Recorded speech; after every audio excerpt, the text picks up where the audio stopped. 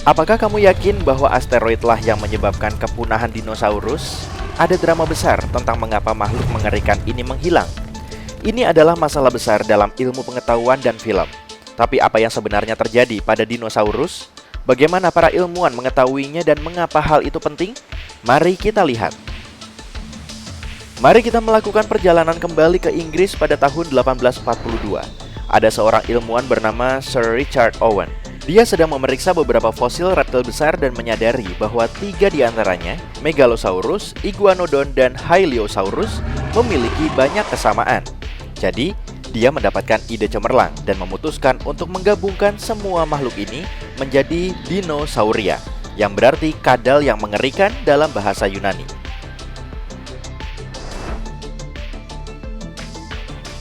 Para ilmuwan mempelajari dinosaurus dan mengelompokkannya berdasarkan penampilan mereka. Namun kemudian Charles Darwin muncul dan memberikan ide yang lebih baik lagi. Ternyata spesies tidak muncul begitu saja. Mereka berevolusi. Dan sekarang semua orang harus memikirkan kembali bagaimana mereka mendefinisikan dinosaurus. Mereka menemukan ide baru yang disebut klasifikasi filogenetik. Bayangkan, sebuah pohon keluarga besar dengan semua makhluk yang pernah ada. Di suatu tempat di atas sana, kita menemukan Megalosaurus dan Iguanodon, dan kita mengatakan bahwa semua keturunan dino berasal dari nenek moyang yang sama. Ini seperti menelusuri kembali silsilah keluargamu, dan jika kita menelusuri lebih jauh, kita akan menemukan nenek moyang dino yang terakhir. Kedengarannya seperti rencana bagus, tapi kemudian semuanya menjadi sedikit rumit.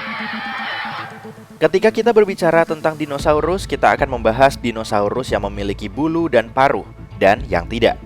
Saat itulah kita mengetahui bahwa burung adalah sepupu dari dinosaurus tertentu, bahkan mungkin berevolusi dari mereka.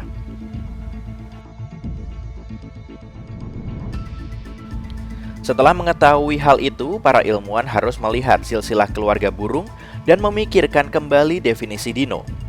Pada akhirnya, mereka memutuskan bahwa burung adalah sejenis dinosaurus, tapi tidak sepenuhnya. Membingungkan, bukan? Tapi bagaimanapun juga, sekarang kita memiliki 2 kelompok.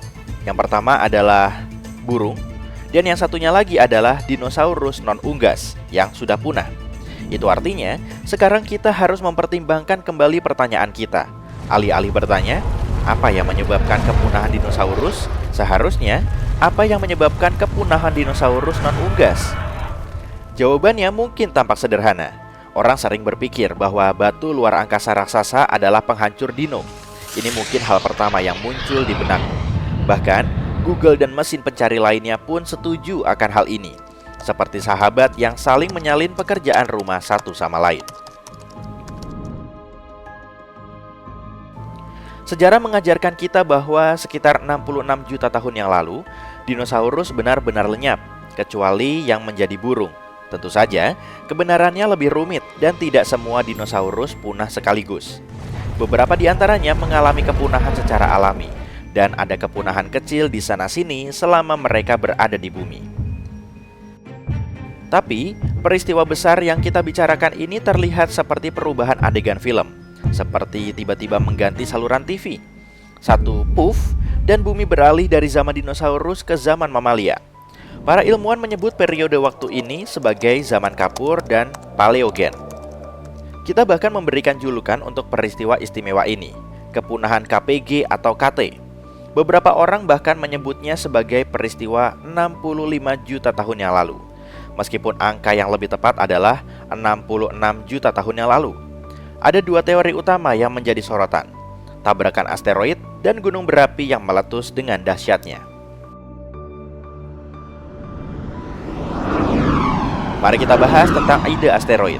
Jadi sekitar 66 juta tahun yang lalu, bayangkan sebuah asteroid yang sangat besar menabrak bumi. Benda ini memiliki lebar sekitar 9,6 km, hampir sebesar gunung Everest.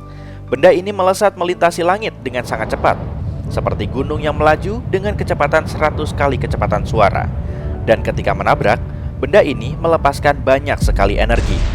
Ia jatuh di tempat yang sekarang menjadi Meksiko Selatan, dekat sebuah tempat yang terkait dengan kisah kepunahan dinosaurus, Kawah Chicxulub.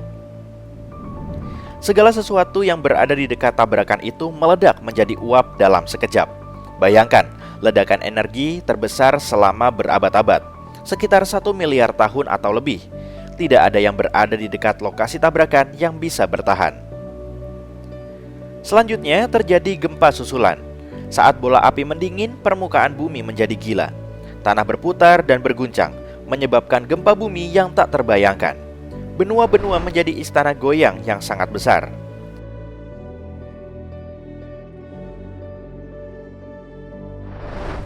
Dan kemudian, benda-benda yang terlempar ke atas akibat tumbukan itu turun seperti hujan badai. Bahkan, jika kamu tidak berada di dekat pecahan besar yang jatuh di Meksiko, kamu akan terkena pecahan-pecahan yang lebih kecil dan sangat panas yang berterbangan di udara. Hal ini membuat udara menjadi sangat panas, sehingga hutan-hutan terbakar di seluruh dunia. Apakah kamu siap untuk yang lainnya? Saatnya tsunami besar. Dasar lautan bergejolak, mendorong ombak ke daratan di sekitar Teluk Meksiko. Tapi bayangkan saja, bahkan semua itu tidak cukup untuk memusnahkan semua dinosaurus. Sebagai contoh, dinosaurus di Selandia Baru masih baik-baik saja. Tapi kita tahu bahwa mereka semua punah, jadi apa yang terjadi pada mereka?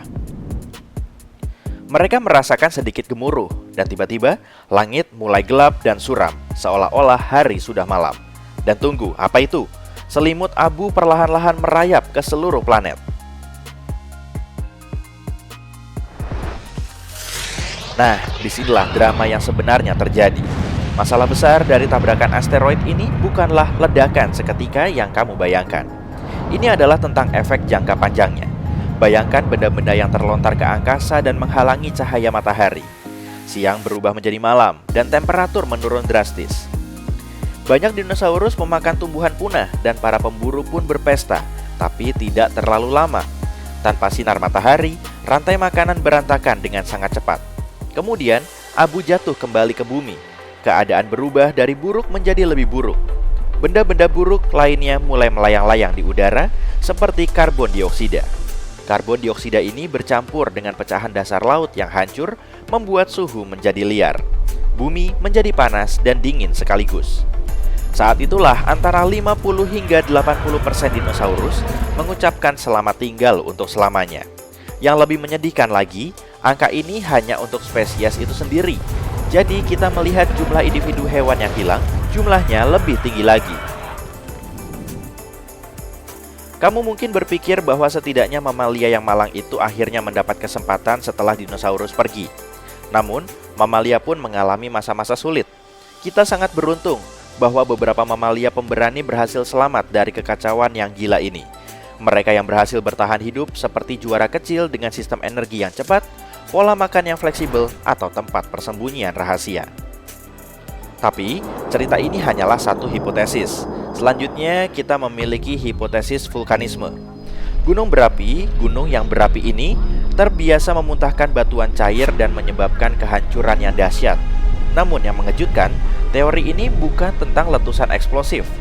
Bukan, ini tentang sesuatu yang lebih licik dan lebih lembut.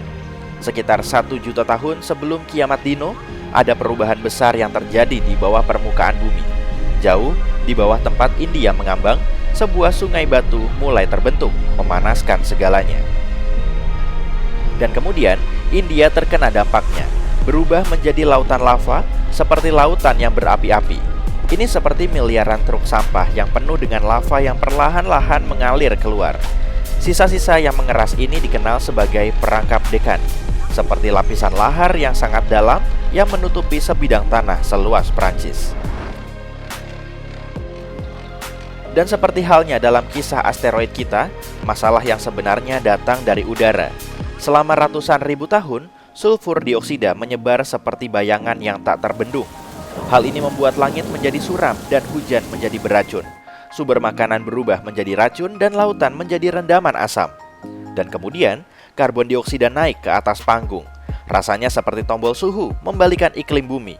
Itu adalah roller coaster kekacauan. Ekosistem menjadi stres, rantai makanan terputus, dan spesies mengucapkan selamat tinggal satu persatu. Kedua teori tersebut tampak cukup realistis. Semua ahli berdebat tentang teori mana yang benar dan mengapa dinosaurus menghilang. Jadi, Apa jawaban sebenarnya? Sayangnya, kita tidak tahu. Beberapa ilmuwan mendukung satu teori, beberapa mendukung teori yang lain, dan kita hanya bisa menggaruk-garuk kepala. Tapi, hey, jangan terlalu keras pada media atau para ilmuwan. Mereka semua melakukan yang terbaik untuk memecahkan misteri hilangnya dinosaurus. Dan mungkin suatu hari nanti, kita akan mengetahui jawaban yang sebenarnya. Jadi, nantikan saja.